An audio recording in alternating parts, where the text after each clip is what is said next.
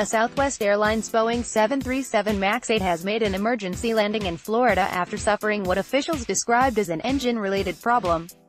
More follows. We'll tell you what's true.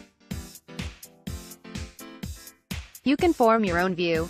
At The Independent, no one tells us what to write. That's why, in an era of political lies and Brexit bias, more readers are turning to an independent source. Subscribe from just $15 a day for extra exclusives, events and ebooks, all with no ads. Subscribe now.